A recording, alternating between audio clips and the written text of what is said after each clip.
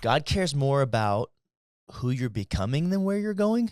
No, God is more concerned with who you're becoming than where you're going. Because he also cares about where you're going. Yeah. But we are definitely concerned about where we're going. That's probably our goal. Right? A lot of people, even in the idea of salvation, right? It's like, I am worried about going to hell or not. Right.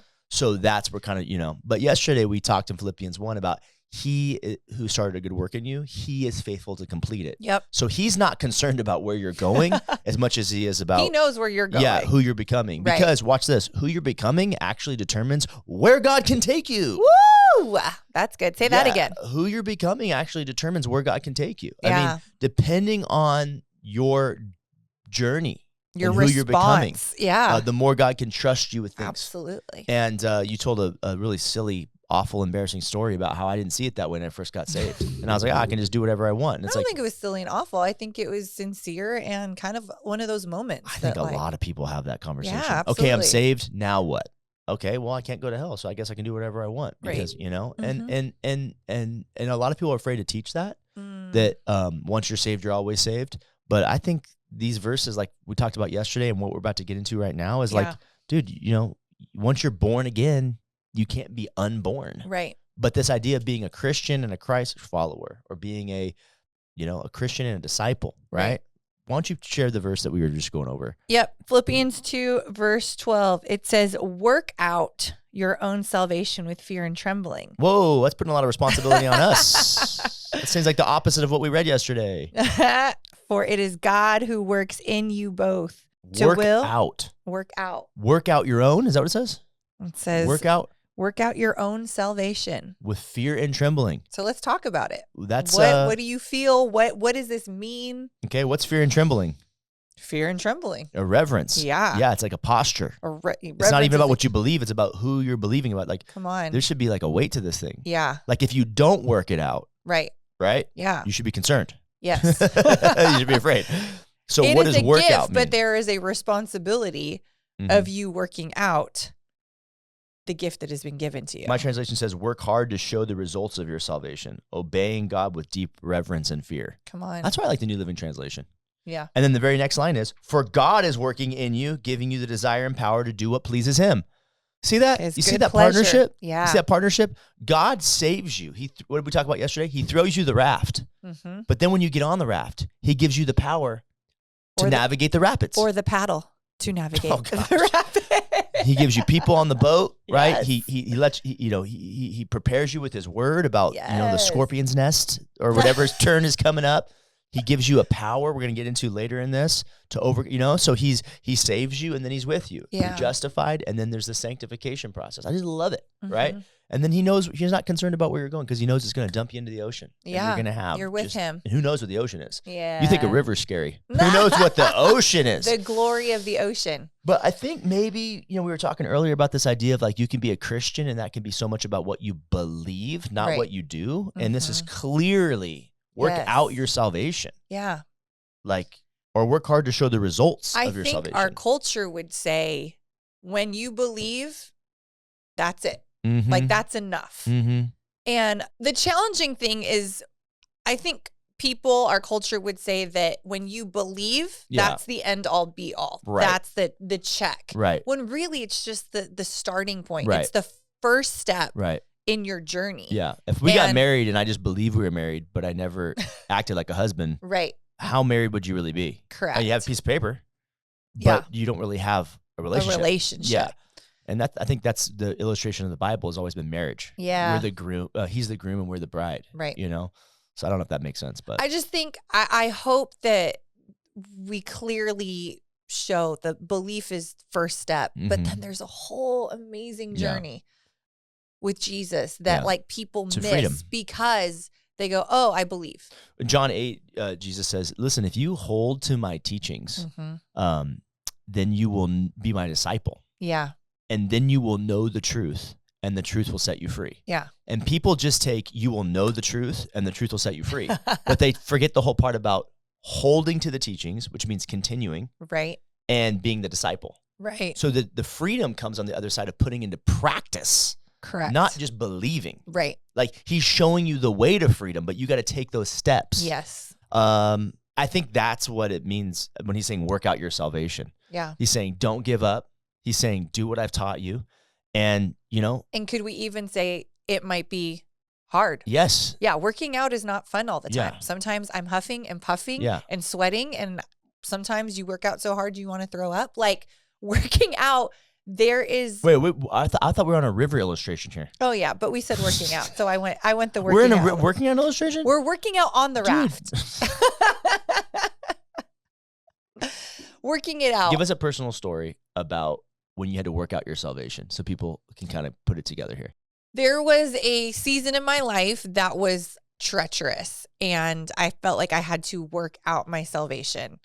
My aunt, who was my best friend, we were super close. She got cancer for the 5th time. The 5th time? What kind of cancer was it? This time it was brain cancer. Wait, the 5th time? Yeah. So how many years had you gone through this? Years of cancer, hospitals. I don't know anybody who's ever gotten cancer 5 times. Yeah, it was crazy. And it was the 2nd time she had brain cancer. It came back. So is your faith stronger? Like, I think it felt strong because God healed her. She made it through. Right. We could rejoice, but then it was again.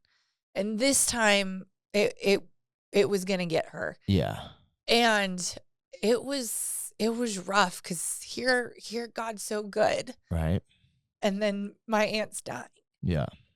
And it was, she had all the faith. She would get wheeled into breast cancer surgery, getting her breast removed, and like singing worship songs there with her Bible. Just actually holding her Bible she'd always as have she's her wheeled Bible, into like right. They would take it out right before, like every single time. And so the person in my life that I think has the most faith, that has gone through the most, it's like, why isn't God healing her? Right. And it was that like, God, I trust you. I know you. You're good, but don't feel good in this moment. Like why aren't you coming through? It's so hard to trust God when you don't understand. Right. And so anyway, I'm sitting in a service. She's passed. And this preacher's up there, and he says something along the lines of... You're in a church service? I'm in a church service. Wrestling with God, that my aunt's not here anymore. And he says, well, people that don't get healed don't have faith. Wow. And I was so offended by that statement. I got up and I walked out of that church service. I never walked out of a church service in my life. Like in front of everybody, like mid-talk? I mean, maybe they thought I was going to the bathroom, but like I could not be in that room one moment longer. I was just like, how dare he? And I was in pain. And it was just a journey because I had to hold on to the promises of God, his goodness, his track record in my life and the life of the people that loved him that I knew. And it shook me, but it didn't knock me down. But I was on this journey of trying to figure it out. Lord, what's the equation? Talk to me about healing. I don't understand why it happens sometimes here and it doesn't happen there. And wow, it was years. So I just randomly said, tell me a time when you sorry, worked and now I'm crying. out your salvation, and you immediately knew what I was talking about, because working out our salvation, according to your experience, has been trusting God when you don't understand. Yeah. And I think that's so true. I think whenever you are on this, to go back to our illustration, like on a river raft, and you're just hitting rapid after rapid, 5 rapids in a row, and you're like, this is not getting better. Right. What is God doing here? Yeah.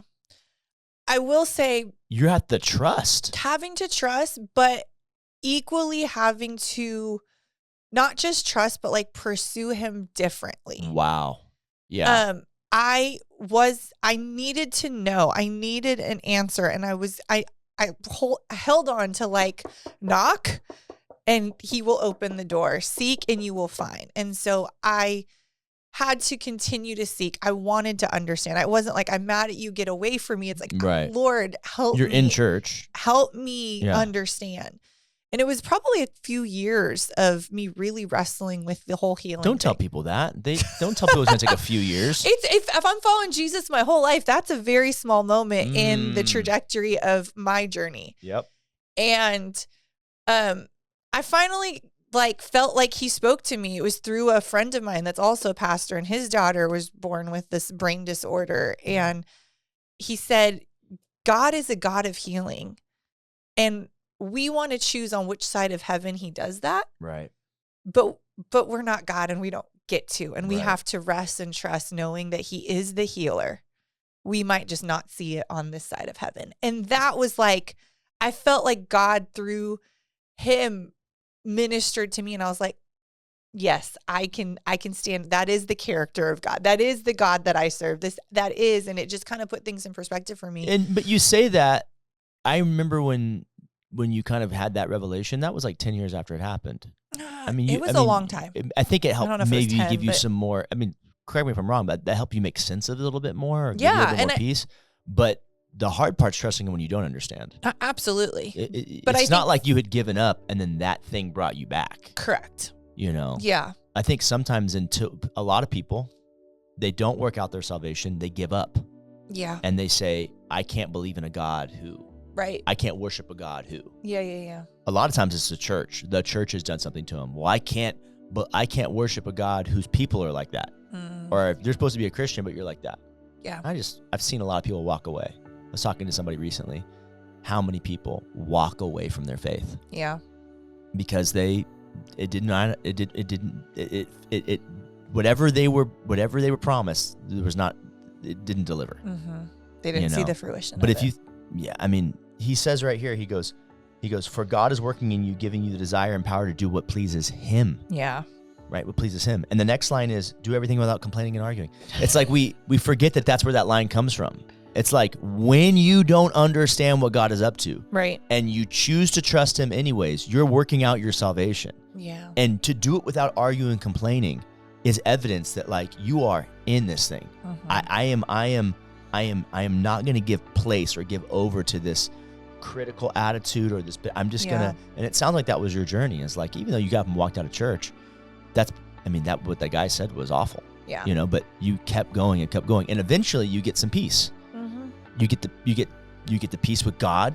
Yep. You get peace with yourself, and you get peace with others, because you're okay, I didn't give up on God, and he didn't give up on me. Yeah. And now I'm a little bit more mature, and I can kind of see in hindsight, everybody always feels better, Maria, when they get the hindsight is 2020 moment, when they can go, well, totally. I wouldn't have chosen that for myself, but I'm glad I went through it because here I am today, and I'm able to see, Absolutely. And that always feels better. But you can't see that from the circumstances. Somehow Paul is in prison writing about joy and telling other people not to complain. I want to be that guy. Yeah. So can I pray for everybody? Yes, please do. Lord, I pray for anybody right now who's working out their salvation, aka trying to trust you despite their circumstances, and when they don't understand. And it could be something that's happened to them, or maybe it could be just a really tough situation where they need you and it doesn't feel like you're there. Lord, I pray that they wouldn't get off the raft, that they would draw upon your strength, that they know that this is just like Maria said, this is a moment in the river. It is a moment compared to a lifetime of following Jesus. And I pray you give them the strength to get through it. They would see themselves, Lord, getting through this right now in the moment. They would see themselves becoming stronger. They're in you. And they would do this, Lord, with your help in Jesus' name. Amen.